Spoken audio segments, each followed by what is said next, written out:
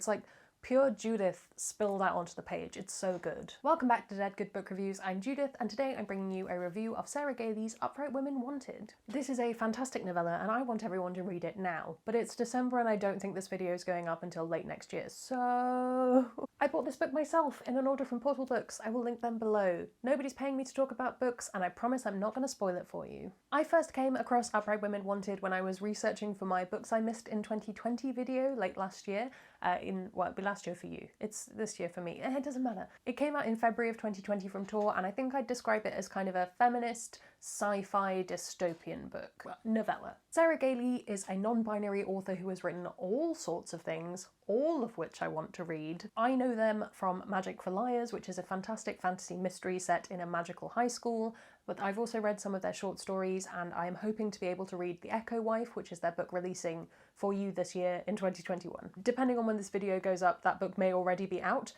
If not, it's February for the release date for that, if you care. Upright Women Wanted takes place in the future American South, where things have become oppressively patriarchal and fascist. Esther needs to escape her town because her father has decided she has to marry the man who was engaged to her best friend and lover, who has just been executed for possessing incorrect materials. Resistance propaganda, basically. She stows away in the wagon of the travelling librarians who are supposed to distribute proper material to people, only to discover that librarians may be an organisation that's a bit different to what she thought they might be, and she might have to start confronting those parts of herself she was hoping to hide. I am always here for a story that takes a traditionally kind of macho setting and puts women and non-binary characters at the centre. This story does that really well, and the fact that it manages to do that well in a setting that is inherently patriarchal was really interesting to me. I thought it was really interesting that Sarah Gailey manages in 200 pages to convey more nuance and more information about these characters and these complex identities that some of them have than some books do in 500 pages, in a whole trilogy. Just everything about this setting, these characters, their role within the setting, the way everything's set up, it's like pure Judith spilled out onto the page. It's so good. Sometimes I find it really hard to recommend books that are really patriarchal because I'm aware that that's kind of the world we live in now, and sometimes you just don't want to read that. It's too depressing. But what I really like about this story is it captures that idea of quiet but impactful resistance. Do I think that reading this book on the evening of the day that it was announced that Biden won the election may have had an impact on my feelings towards it and the triumphant nature?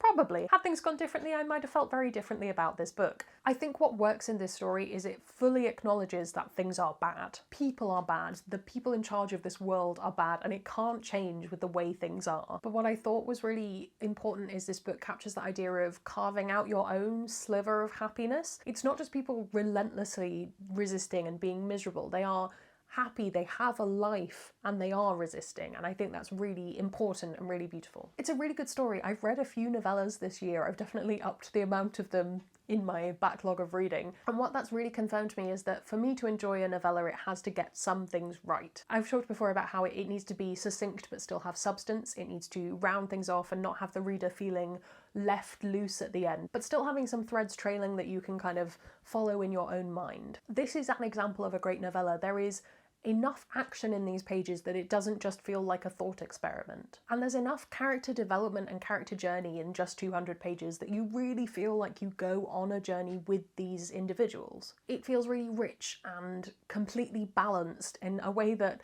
as I say, longer books sometimes don't manage. So I'm super impressed by this book. I really like the setting, I really like the characters, I really like the ideas. It's just great. I've mentioned the patriarchal aspect of this book. I'd say time it well. If you're in a place where you really don't want to hear that kind of information and you don't want to live in that world right now, don't read this right then. But if you're in a hopeful mood, this might be a great option. The only other con I've written down was, novellas be expensive, bro.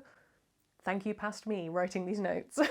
I don't have very many Western recommendations. I haven't read many Western set books, so if you have any recommendations, plonk those in the comments below. I would love to hear them. I would recommend Burning Roses for another queer novella. I liked that a lot. And I also think that Shannon Maguire's Wayward Children series might be something you would also enjoy. Neither of those go towards the future, so maybe Murderbot as well? But I wasn't super wild about Murderbot. I enjoyed it fairly well.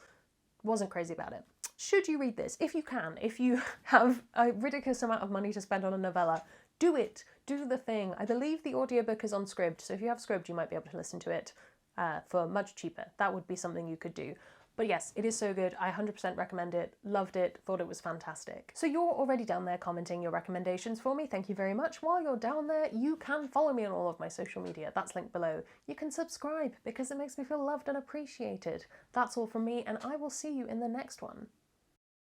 It's gonna be some bloopers now. Welcome back to had things gone differently, I put and it's not just people relentlessly relisting. No,